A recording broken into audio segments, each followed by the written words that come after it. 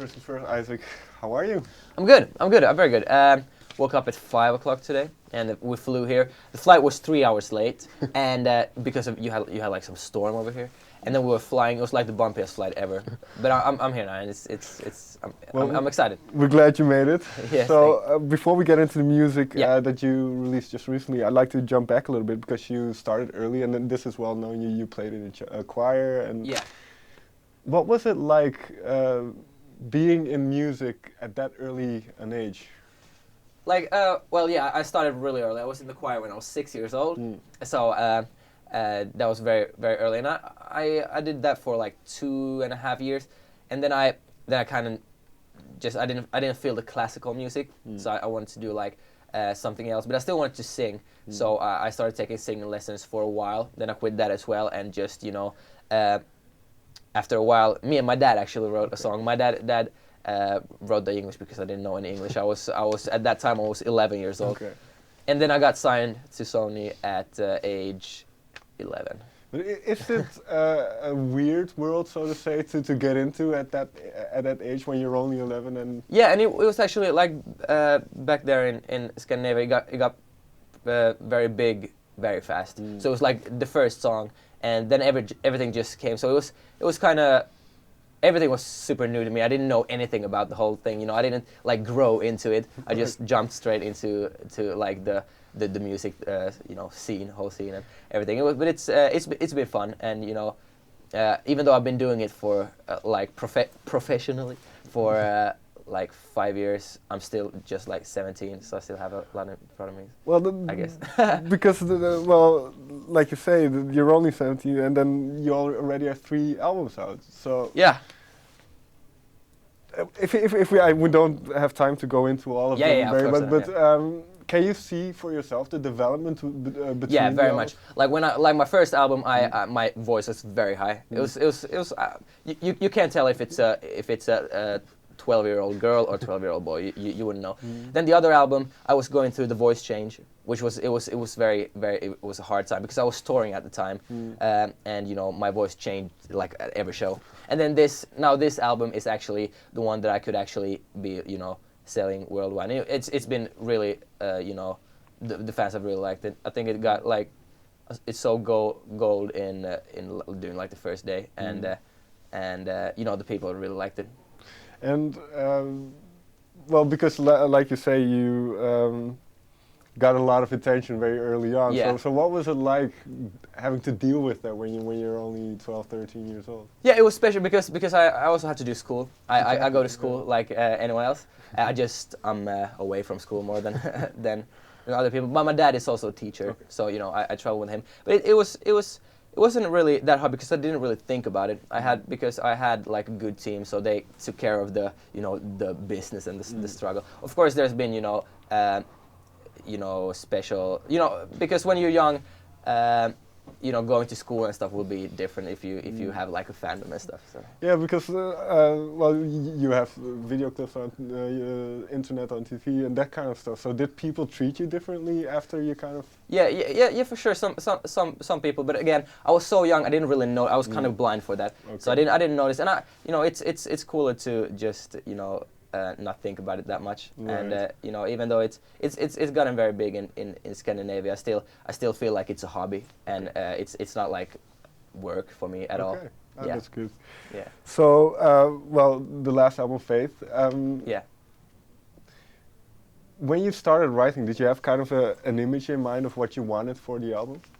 Yeah, well, actually what I wanted was, I didn't release an album this was the first album that came, I went 3 years without releasing like almost any music. I released a few songs, but like no album for 3 years, so I just wanted to give back as much as possible for my fans. So what we did was, I released one song a month, and then we built that into an album. And also like when the album dropped, it got like 72 million streams. And this sound, where did you just listen to a lot of music and kind of figure out what you wanted, or no, not really. I really don't like copying other, or not even copying, but just we just made a lot of songs, and then when you make a lot of stuff, you just realize, okay, this I like, this I don't like, and they just somehow find your sound after a while. And it's not you can't really go into the studio being like, okay, now I'm gonna find my new sound. You just have to, look for it in natural ways. Right. Yeah. And so she was one of your favorites. Do you Yeah. remember what mindset you were in when you wrote it? Well, it's really about like jealousy and stuff. And I was actually, even though I'm young, I was in a relationship for a pretty long while. I was like for my age, I was like 2 years with this girl. So it was a bit like jealousy and stuff. But I also wrote it with other people. So I kind of like just told the story, and then they also helped me with the lyrics, because my English isn't perfecto yet. But so writing. So do you always write in general about things that you experienced? Not always. Okay. Like I also just write about things that sound like fun and stuff. Like of course there are some songs that are very personal to me. For example, I wrote a song for you from the album. It's very personal, and but yeah, usually I'm better at writing melodies and like than writing lyrics still, but I'm learning all the time. That's good. So I have to ask then. I wrote a song for you. What was it about for you? Yeah, well, that's about that one girl. Okay. Yeah, the same girl. It's only been one girl so far. Because there's more songs about girls or on the album. So is that all pretty much about the same?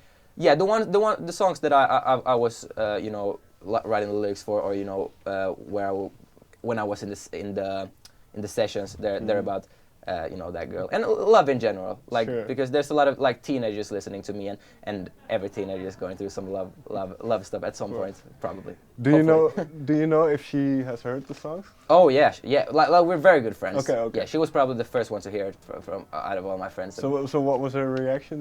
Do you remember? She but I didn't tell her it was about her, because I don't even know if she knows that I write music.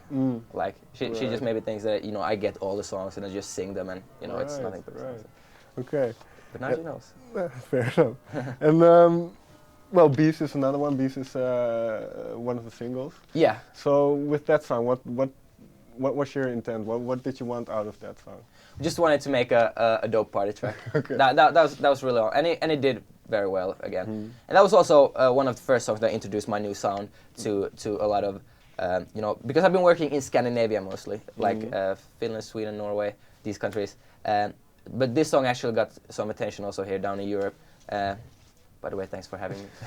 But it was one of the first songs that introduced me to like the new audience and a bit older people, like older than me.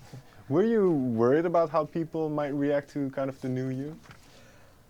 Yeah, of course. As I've gotten older, I start to worry about those things. Naturally, everybody does that in like the music. Because when I was younger, I didn't really like care or think about it. Right. I just went with the flow and didn't know what was happening, and I was just singing at random places and stuff. Now I actually understand the business more, as of course I worry about that stuff. But it's been people loved it, which is always nice. Finally, of course, there are people who hate it as well, but what are you gonna my do? fans like it. Finally then, because you mentioned, well, we're here at Eurosonic European Festival, you mentioned it's mostly in Scandinavia. So are you looking towards the bigger kind of Europe? Yeah, absolutely. And now I'm also in that age that I could start traveling more and doing this. So it's absolutely an honor to be here. And I would love to start working more here and like down from Scandinavia.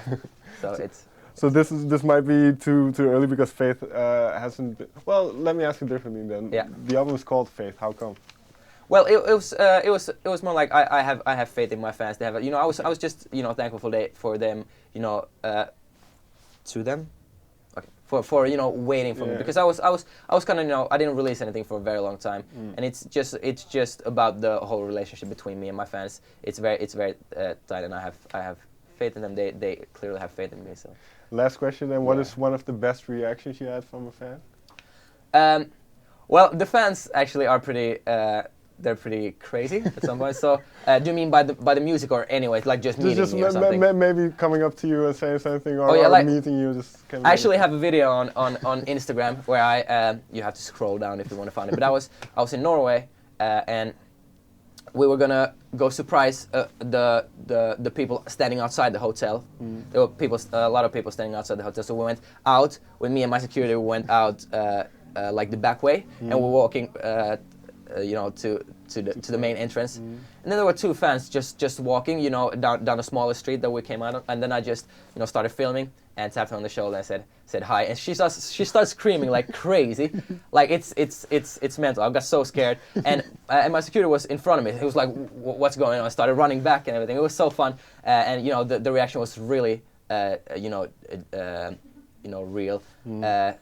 Yeah, it's fun. If you want to find it, you can find it on my Instagram. It's really fun. Right, Isac. Thank you. Yeah, very thank you much very for much. your Thank time. you. Thanks.